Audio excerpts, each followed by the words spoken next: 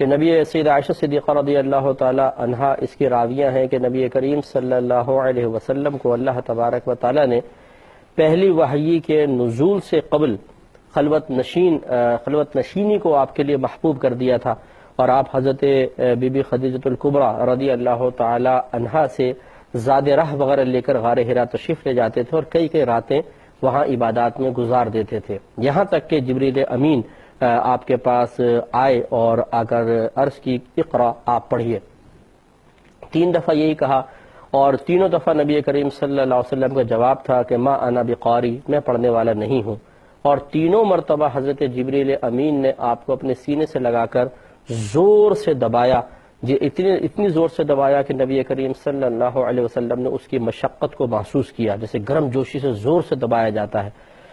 تو پہلی بات تو اس پر یہ کلام ہے کہ جب جبریل امین نے 3 مرتبہ اقرا کہا تو نبی کریم صلی اللہ علیہ وسلم نے جواب میں یہ کیوں کہا ما انا بقاری؟ اس کی وضاحت میں پچھلے پروگرام میں عرض کر چکا ہوں کہ یہ نبی کریم صلی اللہ علیہ وسلم کا جملہ فرمانا اس لیے نہیں تھا کہ آپ معاذ اللہ ثم معاذ اللہ ان پڑھ تھے اور آپ پڑھ ہی نہیں سکتے تھے کچھ، اس لیے آپ نے ایسا کہا۔ اگر ایسا ہوتا تو اللہ تبارک و تعالی آپ کو اقرا کے ذریعے پڑھنے کا مکلف ہی نہ بناتا، کیونکہ جب ایک شخص کسی چیز پر قدرت نہیں رکھتا ہے تو کوئی بھی صاحب حکمت اس کام کا سامنے والے کو مکلف نہیں بناتا، اگر بنانے کی کوشش کرے تو خلاف حکمت کہلائے، اور یہ اللہ تعالیٰ کی شان کے لائق نہیں۔ اس کا مطلب ہے کہ نبی کریم صلی اللہ علیہ وسلم پڑھنے پر بالکل قادر ہیں، لیکن یہاں پر جب ما انا بقاری کہہ رہے ہیں تو کوئی نہ کوئی اور سبب ہے۔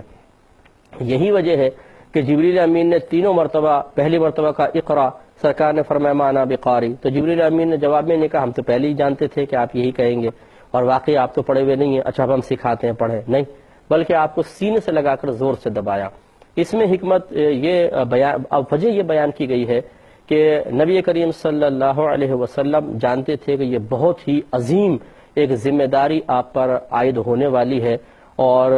بتقاضائے بشریت یقیناً آپ بشریت میں سب سے زیادہ کامل و اکمل ہے، اور کوئی آپ کا مقابلہ کرنے والا نہیں ہے، لیکن آپ کی بشریت کا انکار کرنا بھی کفر ہے۔ آپ یقیناً ایک بشر ضرور ہیں، اور کچھ بشری تقاضے بھی ہوتے ہیں، جس میں سے ایک تقاضا بسا اوقات قلب پر کسی چیز کا روب، ایک خوف، ایک ڈر طاری ہو جانا ہے۔ بعض اوقات انسان ایک بہت بڑی ذمہ داری اٹھانے کے احساس سے ہی بسا اوقات تھوڑا سا اپنی طبیعت کے اندر ایک بے چینی، اضطراب، ڈر اور خوف محسوس کرتا ہے، اور یہ کوئی تعجب خیز بات نہیں ہے۔ اگر آپ نے ہمارا الہادی پروگرام دیکھا ہو تو آپ نے حضرت موسیٰ علیہ السلام کے بیان میں نے تفصیلی کلام کیا کہ جب حضرت اللہ تبارک و تعالی نے پہلی مرتبہ موسیٰ علیہ السلام سے فرمایا کہ آپ یہ اپنا عصا مبارکہ ڈالیے، اور آپ نے اس کو ڈالا اور وہ اژدہا بن گیا، تو حضرت موسیٰ علیہ السلام نے قلب میں بڑا خوف محسوس کیا، اور قریب تھا کہ آپ پلٹ کے جاتے کہ اللہ تبارک و تعالی نے آپ کو تسلی کے کلمات ارشاد فرمائے۔ اور اسی طریقے سے جب آپ کا جادوگروں کے ساتھ مقابلہ ہوا اور آپ نے فرمایا کہ ٹھیک ہے تم پہلے اپنا جادو دکھاؤ، اور انہوں نے رسیاں پھینکی جو سانپ بن گئے ہزاروں کی تعداد میں اور تیزی کے ساتھ آپ کی طرف بڑھے، اس وقت بھی قرآن کی آیت کا مضمون یہی ہے کہ آپ نے دل میں خوف محسوس کیا، لیکن اللہ تبارک و تعالی نے فرمایا کہ آپ فکر نہ کریں، اپنا یہ عصا مبارکہ ڈالیں۔ آپ نے ڈالا، وہ اژدہا بن گیا، سب کو نگل گیا۔ تو خلاصہ کلام یہ ہے کہ اب موسیٰ علیہ السلام بھی اللہ کے ایک نبی ہیں، اور نبی بھی دل میں بسا اوقات خوف محسوس کر لیا کرتا ہے، تو طبیعت پر کسی چیز کی بنا پر ایک روب سا طاری ہو جانا، ایک اضطراب، ایک خوف سا طاری ہو جانا، یہ کوئی وصف نبوت یا منصب نبوت کے منافی چیز نہیں ہے۔ لہٰذا یہی معاملہ ہوا کہ ایک تو ذمہ داری،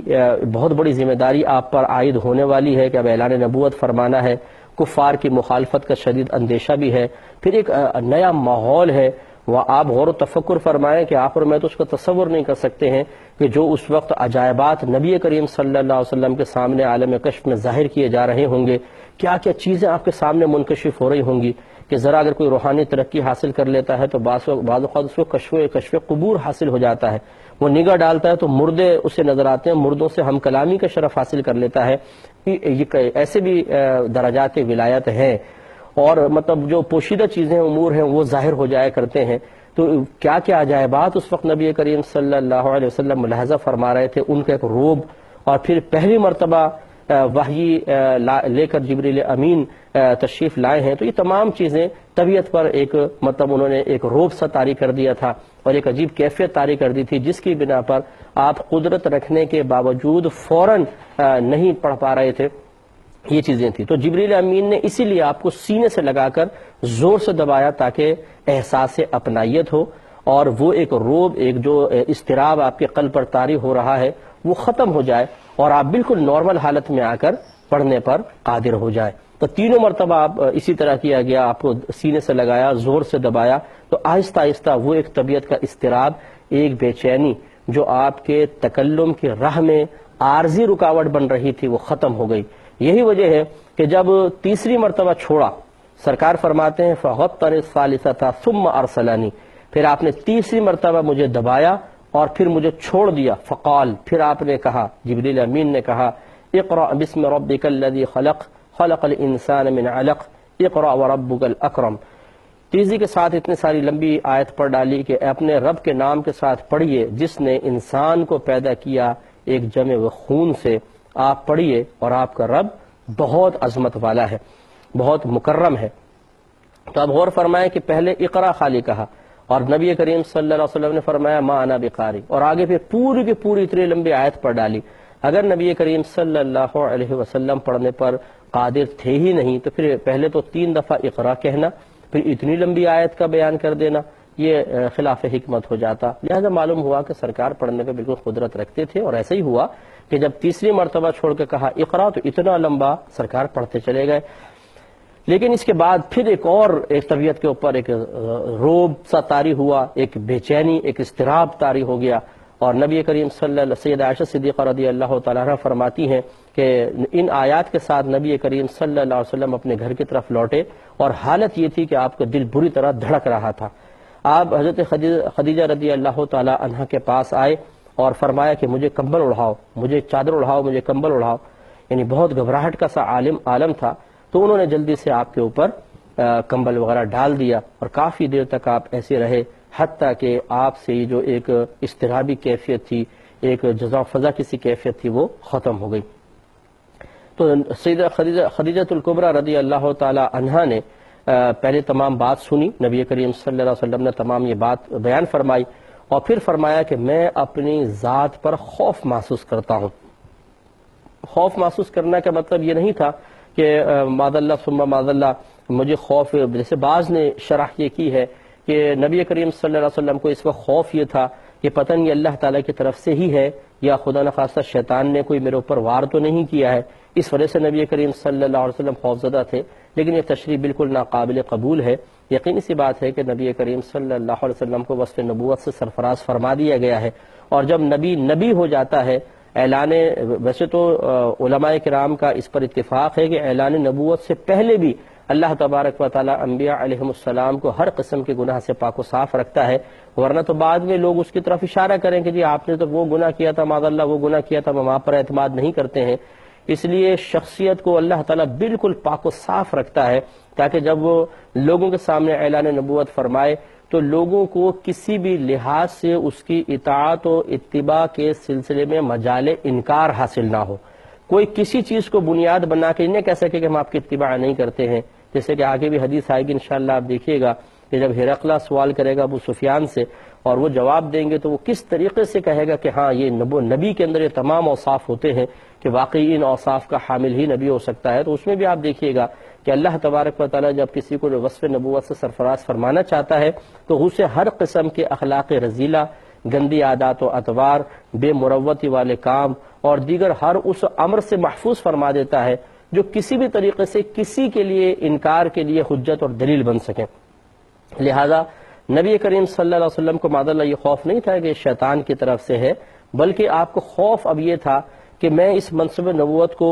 کس طریقے سے، مطلب جو اس کی ذمہ داریاں ہیں ان ذمہ داریوں کو میں کیسے ادا کروں گا، اور یہ کفار کی جب مخالفتیں ہوں گی تو کیسے مقابلہ کیا جائے گا، میں اس کو صحیح طریقے سے ادا کر سکوں گا نہیں کر سکوں گا۔ یہ ایک عارضی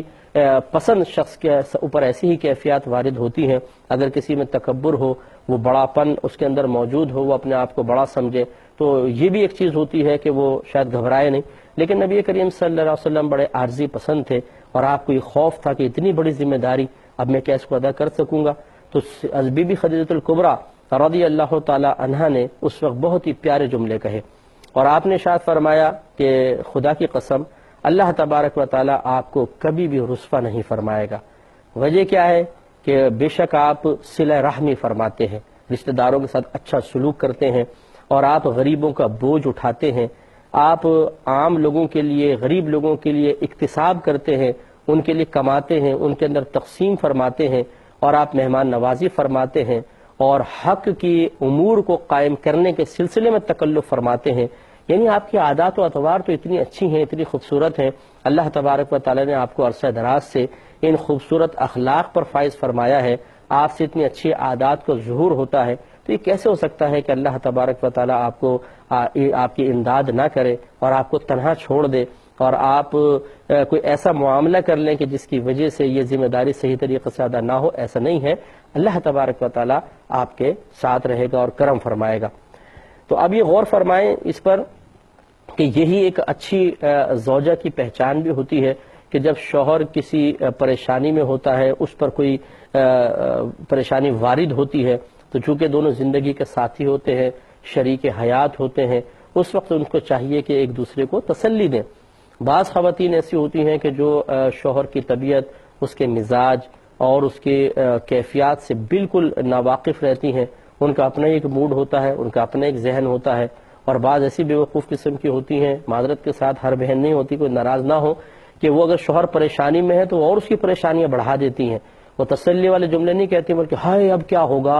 اوف ہمارے ساتھ تو یہ ہو گیا، اوئے ہوئے اب تو ہم تباہ ہو گئے، برباد ہو گئے. شوہر تو پہلے بیچارہ پریشان ہے، اس قسم کے جملے سن کر اور پست ہمت ہو جاتا ہے. تو اس لیے بہنوں کو اس پر توجہ کرنی چاہیے کہ بی بی خدیجہ الکبریٰ رضی اللہ تعالی عنہا نے جب نبی کریم صلی اللہ علیہ وسلم پر یہ عارضی طاری ہونے والی کیفیات کو ملاحظہ فرمایا تو ایسے جملے ارشاد فرمائے کہ جن سے نبی کریم صلی اللہ علیہ وسلم کی طبیعت بہت ہی پرسکون ہو گئی، اور ایسے ہی جملوں کی اس وقت ضرورت بھی تھی.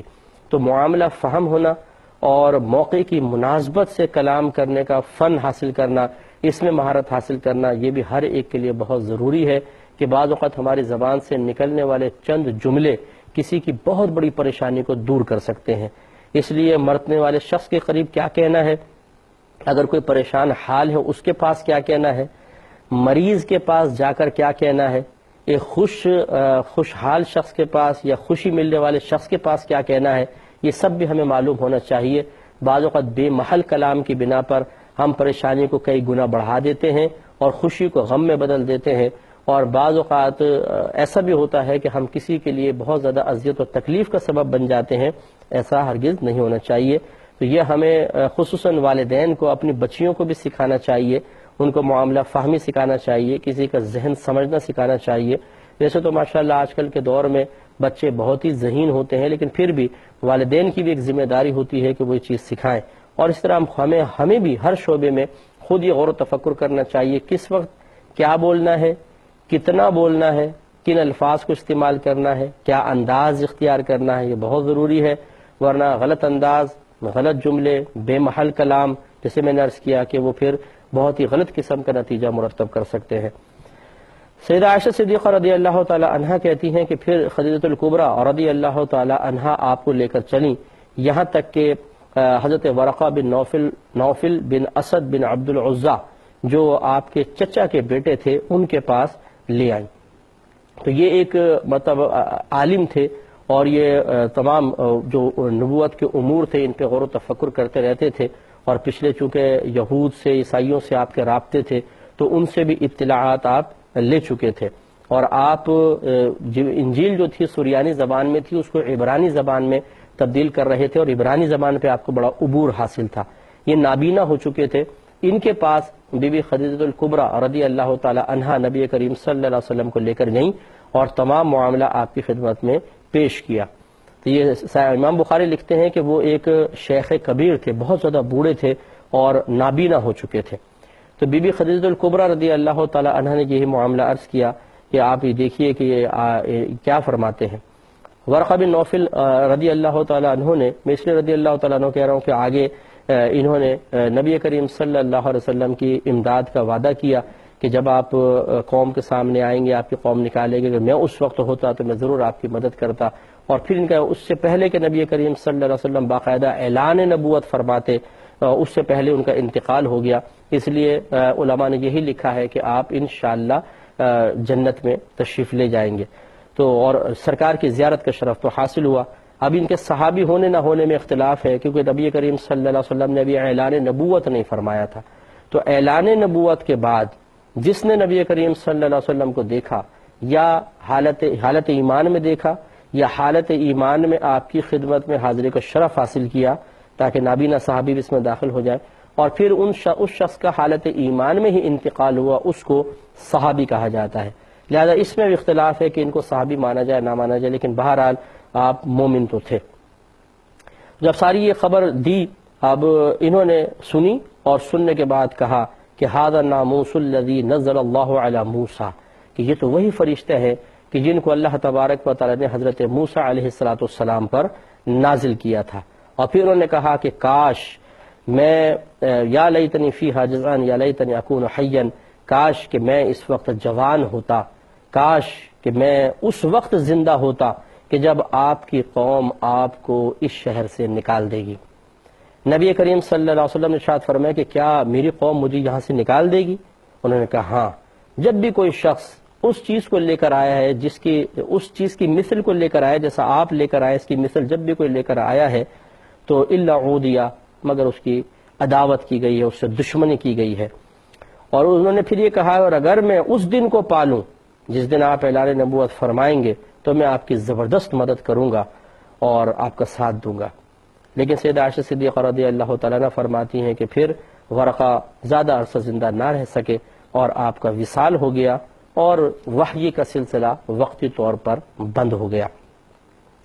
تو یہاں تک یہ حدیث ابھی آگے بھی ہے۔ تو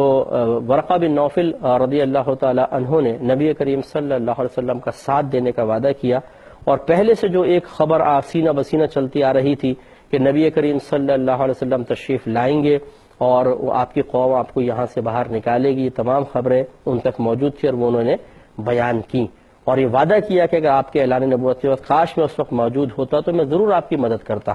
تو یہ بس یہی کافی تھا کہ وہ آپ کے نبی ہونے کو تسلیم کر رہے تھے، اور بعد میں آپ اگر سرکار اعلان نبوت فرما دیتے تو یقیناً پھر وہ آپ کا ساتھ بھی دیتے۔ اس وجہ سے عند اللہ انہیں مومن ہی تصور کیا جائے گا اور انشاءاللہ وہ جنت پہ تشریف لے جائیں گے۔